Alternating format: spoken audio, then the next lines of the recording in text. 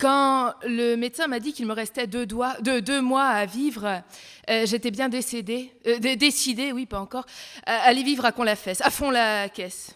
Plus question ni réponse d'ailleurs d'aller bosser à midi sonné, j'ai démissionné. 2 mois stricts dans le stress du triste casse-tête de ce qui restait à traiter, c'était ristrette. Car avant de refouler la morte, avant de refermer la porte, je voulais ranger ma vie.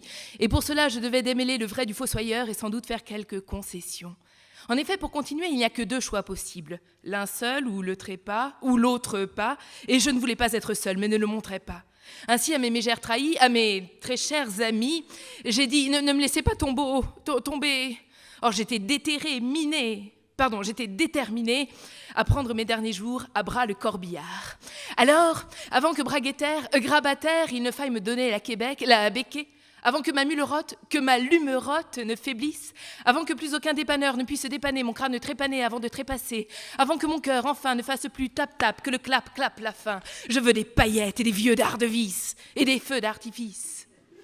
Alors, amis, oubliez mes défauts, buvez à ma santé, qu'on passe l'arme à gauche ou qu'on passe l'armagnac, le bonheur est dans la bière ou le bon vin, car la vie n'est qu'une avinée.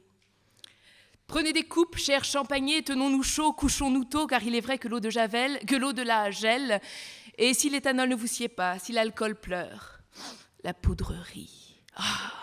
Tous les soirs, la bête plaquait son foin, la fête battait son plein. Je ne brûlais pas mes livres dans un autodafé, mais bien la chandelle parlait debout.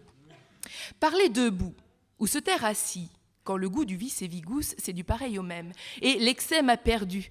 Ainsi, en quelques semaines de bagues et de nougats, d'agapes et de noubas, j'ai cliqué tout en vrac, j'ai claqué tout mon fric et la patatrac, le trac dans le froc et même la claque, car 2 mois après mon diagnostic fatal, ne voyant pas mon égrâce détartrée, mon état se dégrader, un ami m'a aiguillé vers un membre éminent de la médecine et il s'avéra que mes analyses avaient été échangées et que j'allais donc vivre sans job, sans fric. Santé.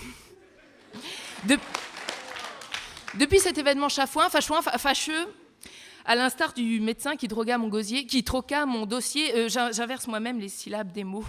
Mes amis de tout acabit me nomment désormais la nigaude à l'agonie, mais je ne vais pas cracher dans la soupe. Non, déjà parce que c'est pas très propre. Non, je dis plutôt merci au cadeau que me laisse l'épée de Damoclès, s'éloignant pour un temps et qui n'a pas de prix. J'ai pris le temps de vivre et avec des amis. Alors, tant que mon cœur fera tap-tap, il ne sera plus question de dilapider mon temps, je ferai plutôt d'une pierre deux coups, d'une bière debout, d'hier, demain, en vivant à Con-la-Fesse, à fond la caisse, mon présent.